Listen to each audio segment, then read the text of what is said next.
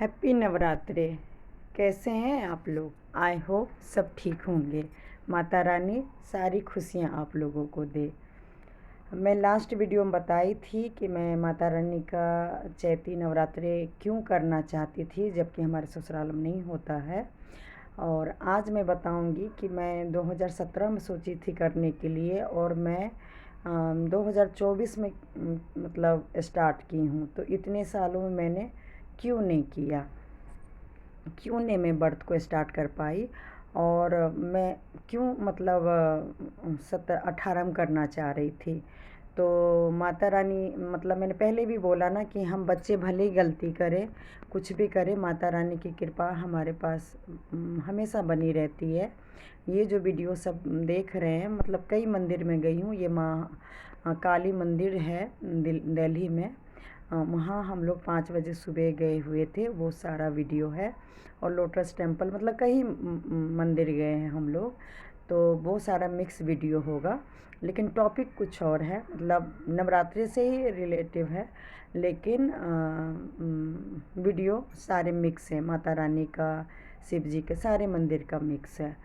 तो मैं ये कह रही थी, जैसे मैंने लास्ट वीडियो में बताया कि मेरे हस्बैंड के आँख में प्रॉब्लम थी और प्राइवेट हर जगह दिखा लिया, कहीं कुछ इलाज नहीं हुआ। लेकिन माता रानी की कृपा कहिए या सारे भगवान की कृपा कहिए, ठीक 1 साल बाद मतलब कहीं से भगवान की चमत्कार हो गई।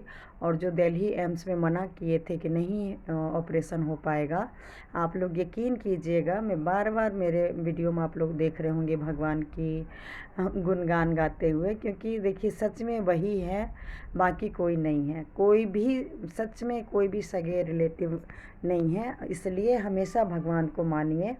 उनके उन मतलब किसी के डर से काम मत कीजिए, लेकिन हाँ ऊपर वाले के डर से ज़रूर काम कीजिए। सच में ऊपर वाले सबका अच्छा और बुरा सारा ध्यान देते हैं। ऊपर वाले को पता होता है कि हमारे बच्चा कौन सही कर रहा है और कौन गलत कर रहा है, किसको कब सज़ा मिलनी है और किसको कब नहीं मिलनी है।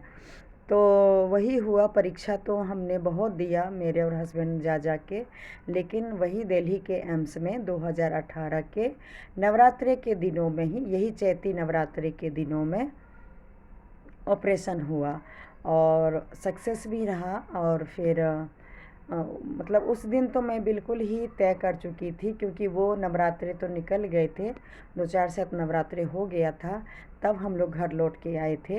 लेकिन हॉस्पिटल में ही मैं मन ही मन मतलब अपने माता रानी से वादा की थी कि मैं अगले 2019 के नवरात्रे में आपका व्रत ज़रूर स्टार्ट करूँगी, और आपने जो कृपा किया है मतलब वो बना के मतलब रखिएगा। और यकीन मानिएगा, मैं अपना वादा नहीं पूरा की, लेकिन फिर भी देखिए भगवान माता रानी जो भी हैं वो दे रही हैं मेरा साथ, हिम्मत दे रही हैं। प्रॉब्लम आ रही है, मैंने लास्ट वीडियो में भी बोला ना कि जितना अच्छा रैंक आप चाहते हैं लाइफ में, जितना अमीर, जितना अच्छा पोजीशन चाहते हैं, आपको मेहनत उतनी ही करनी पड़ेगी।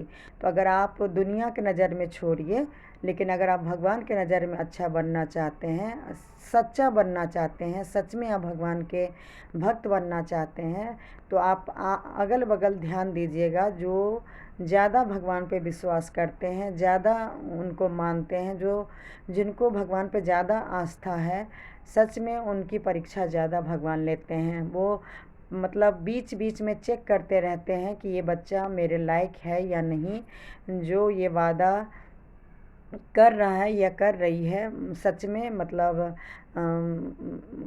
अपना वादा निभा रहे हैं कि नहीं निभा रहे हैं, मतलब चेक करते रहते हैं भगवान जी। हमारे पेरेंट्स भी जिस हिसाब से मतलब पूरे सपोर्ट करते हैं और बीच बीच में देखते हैं कि सही काम कर रहा है कि नहीं कर रहा है, वैसे हमारे ऊपर वाले भी हमेशा ही इस चीज़ का ध्यान ज़रूर रखते हैं कि हम कोई मतलब ऐसा तो नहीं कि जब भगवान दुख दे रहे हैं, तकलीफ़ दे रहे हैं, तो मेरे जो सच्चा भक्त हैं उसका विश्वास तो नहीं डगमगा रहा है।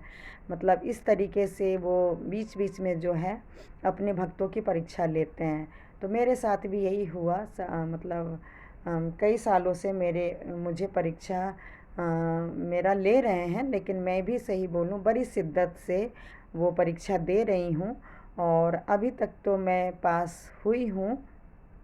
होता है, मुझे बहुत तकलीफ़ होता है परीक्षा देने में, झूठ क्यों बोलूँ, मैं भी इंसान ही हूँ।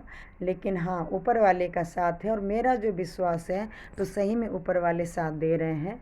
और मतलब क्या बोलूँ, दे रहे हैं, अच्छे से साथ दे रहे हैं। और आगे देखिए, आगे ऊपर वाले ने क्या लिखा है। जब तक सांस रहेगी ये विश्वास नहीं टूटेगा, क्योंकि बस जो जिस दिन ये जान लेगा ना कि आपके साथ जो भी कुछ हो रहा है बस आपके कर्मों का फल है, चाहे अच्छा या बुरा। और कोई ज़रूरी नहीं है कि आपने इस जन्म में अच्छा कर्म किया है या बुरा किया है इसलिए आपके साथ अच्छा हो रहा है बुरा हो रहा है। हमने ना जाने कितने जन्म, जब से धरती हुआ ना जाने हमने, ये जो हमारी आत्मा है ना जाने कितने बार हमारे आत्मा जन्म ले चुकी है। और इस आत्मा ने क्या गलती किया है नहीं किया है उसका हिसाब किताब ना ऊपर वाले के पास ही है, हमारे पास नहीं। हमारे पास तो बस हम इस जन्म में देखते हैं कि 17-18 साल में शादी हुई और इतने इतने कम एज में तो हमने कोई गलती नहीं किया, फिर भी हमारे साथ इतना गलत क्यों हो रहा है। और जो हमारे साथ वाले हैं, हमारे रिलेटिव हैं, हमारी बहन है, हमारे ससुराल वाले लोग हैं, वो लोग का भी कम एज, मान लीजिए शादी हुआ या टाइम से शादी हुआ, वो लोग भी तो एक नॉर्मल ही इंसान है। वो लोग ने ऐसा क्या कर्म किया जो उनके साथ अच्छा हो रहा है, हमारे साथ ही क्यों गलत हो रहा है। तो उसका बस बार बार बोलूँगी एक ही जवाब है कि हमारे कई जन्मों का हिसाब हमें कई जन्मों में चुकाना पड़ता है। तो उसी की वजह से हमें अच्छा या बुरा हमें ज़िंदगी मिलता है। तो इसलिए कहूँगी, आज से ही मैं तो काफ़ी सालों से संभल चुकी हूँ, लेकिन बस एक मेरे में बहुत कमी है, बहुत कमी कि मान लीजिए पहले पहले तो मैं गलती नहीं करती हूँ, बहुत बर्दाश्त करती हूँ। और भले ही मैं गलती करूँ ना करूँ, लेकिन मुझे लोग डिमोटिव करने के लिए, मुझे नीचे दिखाने के लिए, मुझे बर्बाद करने के लिए, जो भी कहिए, मेरे पे जब गलत इल्ज़ाम लगाते हैं और सबके बीच में अपना सफाई दे देते हैं, वो अपने आप को सही साबित कर लेते हैं और मुझे जब कटघरे में खड़ा करके गलत साबित कर देते हैं, तो अब यकीन मानिएगा जितना भी मेरे अंदर पेशेंस होता है, जो भी होता है ना, सब ख़त्म हो जाता है। मतलब कुछ देर के लिए ना, झूठ नहीं बोलूँगी, मुझे भगवान से विश्वास हट जाता है।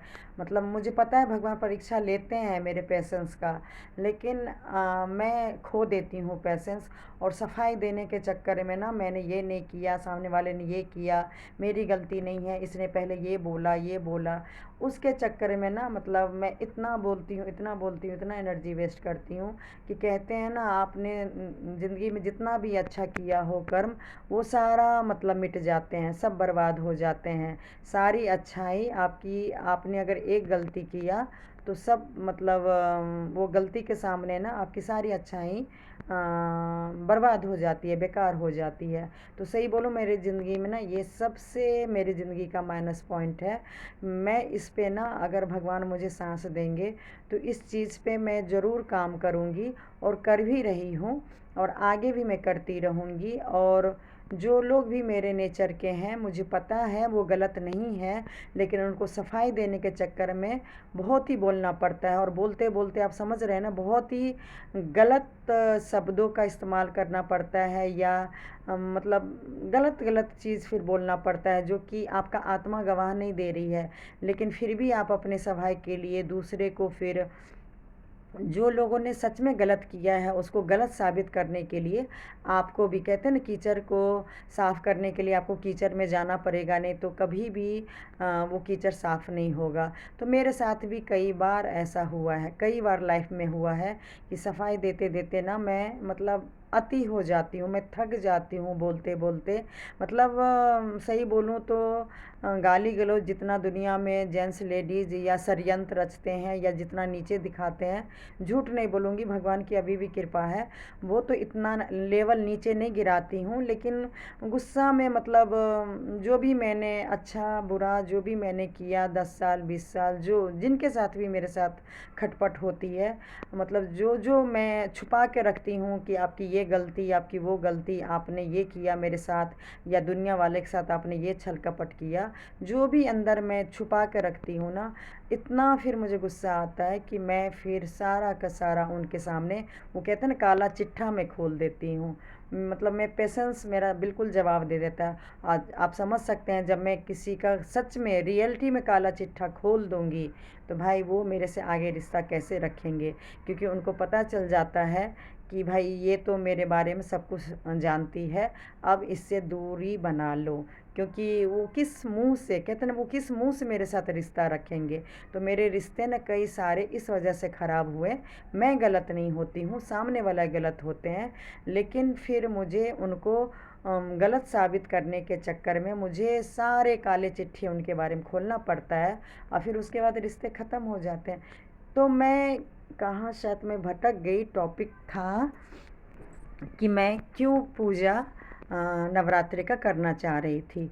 तो हाँ, 2018 में माता रानी की कृपा से मेरे हस्बैंड का आँख का ऑपरेशन हुआ, और उसके बाद मतलब उस टाइम पे भी, जो अभी आप देख रहे हैं नाक के ऑपरेशन के टाइम पे जो सिलसिला चल रहा है, अभी तो मान लीजिए 4-5 साल से कोई रिश्ता नहीं है, ज़्यादा नाम मात्र का रिश्ता बचा हुआ है हमारे ससुराल वाले की तरफ से।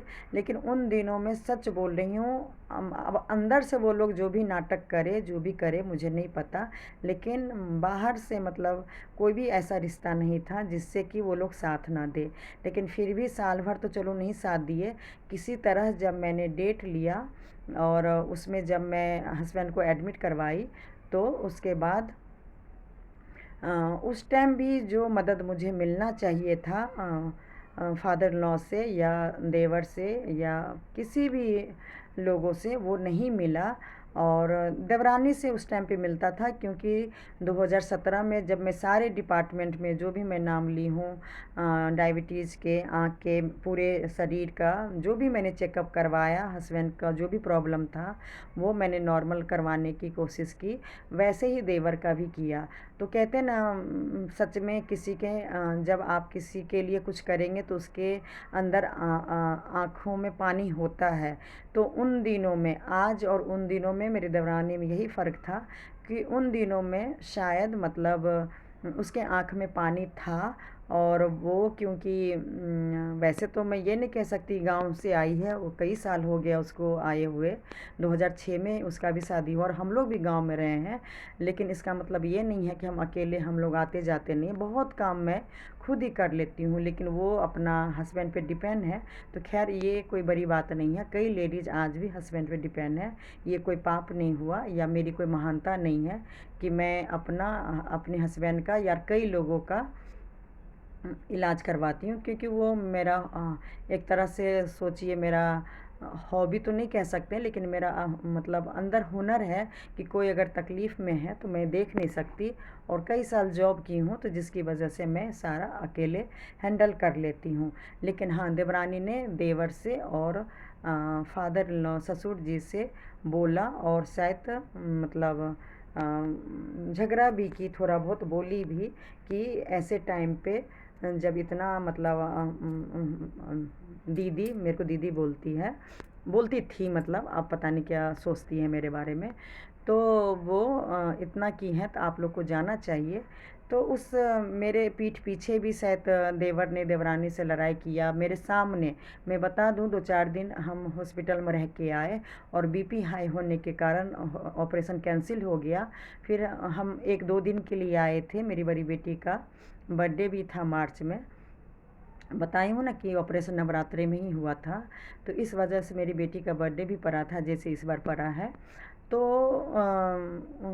बीपी नॉर्मल करने आए थे, आप यकीन नहीं करेंगे, मतलब मेरी देवरानी ने कुछ बोला या मैं कुछ बोली, थोड़ा बहुत ऐसा कुछ हुआ था, मुझे इतना याद भी है, तो मैं इतने इस वीडियो को इतना लंबा नहीं कर पाऊँगी। तो आप यकीन नहीं करेंगे, मेरे हस्बैंड ऊपर बीपी नॉर्मल करने के लिए बैठे हुए हैं, शांत नॉर्मल वातावरण जो एक होता है वो हम लोग ऊपर बिहेवियर कर रहे हैं हस्बैंड के साथ, और नीचे बिना बात का इतना ज़ोर ज़ोर से चिल्लाना, लड़ाई करना, और मतलब बहुत उल्टा सीधा बोलना, गाली गलौज करना, मतलब बहुत कुछ ज़ोर ज़ोर से बोलने लगे, और इतना ज़ोर ज़ोर से हम लोग चुप करवा रहे हैं, लेकिन फिर भी नहीं चुप है। और मतलब सच में मेरे हस्बैंड आ गए थे, तो मैंने कुछ बहाना से बोला, मतलब एक्चुअली वो हम लोग को ही गाली गलौज दे रहे थे, मुझे और देवरानी को।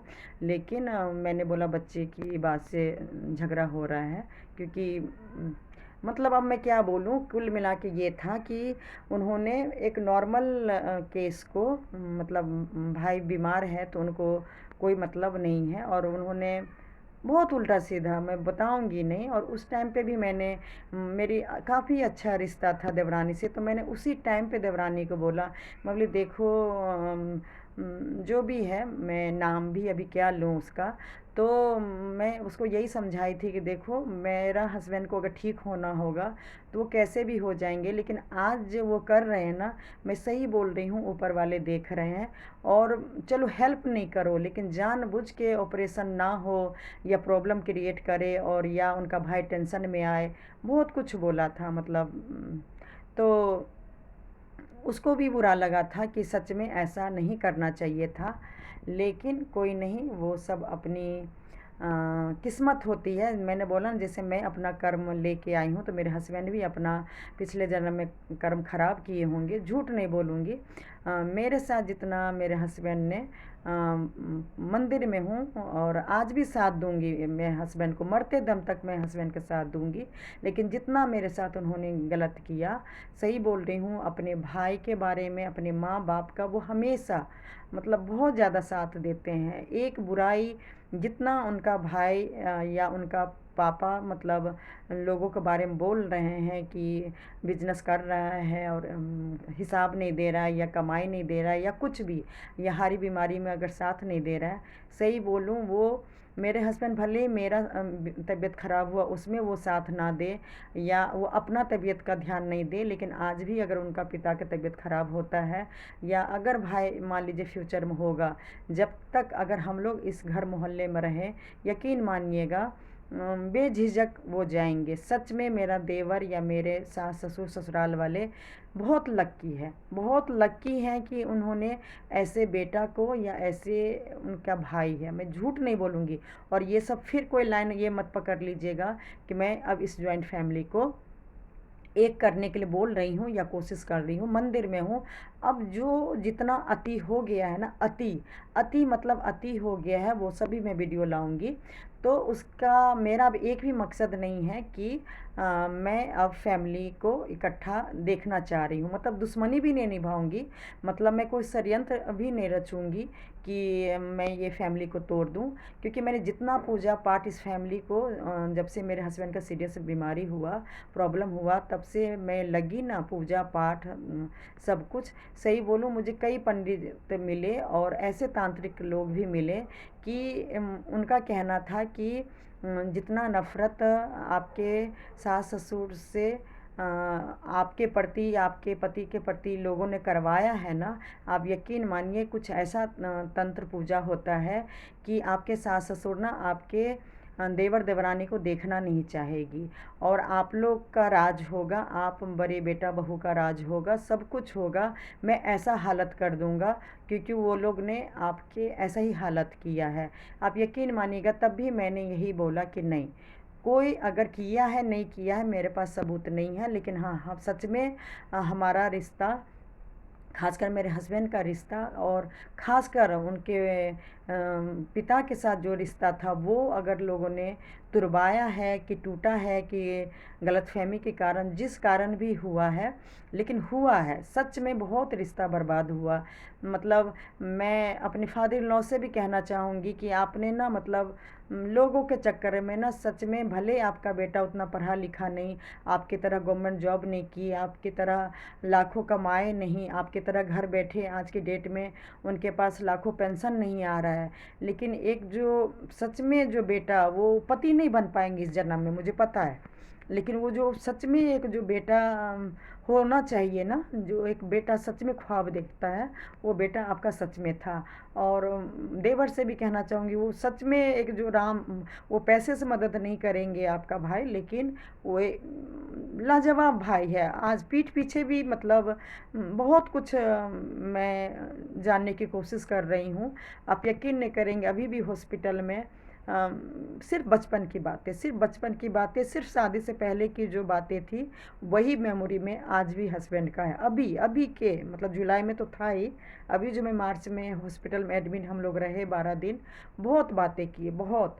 तो ऐसे भाई और ऐसे बेटे के साथ धोखा देना और छल करना, कपट करना, तो मैं मानती हूँ शायद पिछले जन्म में मेरे हस्बैंड जो है अपने भाई पिता के साथ किए होंगे, इसलिए शायद ये कर्म लौट के आ रहा है।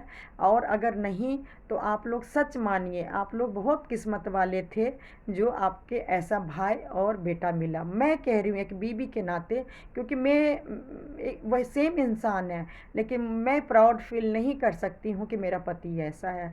24 साल में जो मेरे साथ किए, तो मैं बिल्कुल भी प्राउड फील नहीं कर सकती हूँ कि मेरा पति मतलब परमेश्वर तो छोड़िए, मतलब एक जो नॉर्मल इंसान जो होना चाहिए वो भी नहीं बन पाए। वो क्यों नहीं बन पाए, वो बस उनका मन ही जाने। मन नहीं जाने, शायद हमारा पिछले जन्म का ऐसा कनेक्शन होगा। हाँ, हमारा कनेक्शन ज़रूर ख़राब था, लेकिन आप लोग का जो कर्म था बहुत अच्छा था, जो ऐसा बेटा और ऐसा भाई मिला। लेकिन कोई बात नहीं, अब बात आ रही है कि मैंने नवरात्रे क्यों नहीं किया। तो जो मैं देवरानी को बोली थी, आप यकीन मानिएगा, ठीक 1 साल बाद, जो मैंने बोला था कि देवर को ऐसा नहीं करना चाहिए था, ठीक 1 साल बाद मेरे देवर को भी आँख में प्रॉब्लम हुआ। और वो सब मैं डिटेल बाद में वीडियो लाऊंगी, बहुत लंबा हो रहा है। और उसके बाद भगवान ने फिर मुझे जरिया बनाया और उनका मतलब ऑपरेशन करवाई। और उसी टाइम मैं देवरानी को बोली कि देखो, नवरात्रे में बड़े भाई का भी माता रानी ने आँख ठीक किए हैं, और तुम्हारे हस्बैंड यानी कि हमारे देवर को भी माता रानी ठीक किया। तो भले ही हमारी सासू माँ नवरात्रे, चैती नवरात्रे नहीं करते हैं, लेकिन हम लोग अगले साल मतलब क्योंकि वो नवरात्रे में ही मेरे देवर का ठीक हुआ था, नवरात्रे में इलाज चल रहे थे, नवरात्रे में ही हम लोग आए थे, हॉस्पिटल में एडमिट थे और घर आए थे। तो इसलिए हाँ, मैं इसलिए नहीं कर पाई थी क्योंकि देवर का इलाज में मैं हॉस्पिटल में थी और वहाँ पूजा पाठ नहीं हो सकता था, तो इसलिए मैं शुरू नहीं की। और मैं अपनी देवरानी को बोली कि अब अगले साल यानी कि 2019 की बात है जो मेरे देवर का हुआ है। 2018 में मेरे हस्बैंड का ऑपरेशन हुआ था, तो मैंने बोला था कि 2020 में करेंगे, लेकिन 2020 में फिर मेरी बेटी कंसीव मैंने किया हुआ था। और उसके बाद की कहानी तो 21-22 से जो हो रहा है वो आप लोग को पता ही है। तो जिस वजह से इतने सालों से मैं माता रानी का व्रत नहीं की, लेकिन इस बार 2024 में मैं क्यों स्टार्ट कर दी हूँ, ये मैं अगला वीडियो लेके आऊँगी। बस यही मेरा हर वीडियो है रहेगा कि सच में ऊपर वाले हैं और हमारे कर्म सच में लौटते हैं। मतलब कभी भी अपनों के साथ गलत नहीं करना चाहिए। भले हमारे अपने गलत हो, लेकिन हमें अपनों के साथ बिल्कुल भी गलत नहीं करना चाहिए। सच में कर्म लौटता है।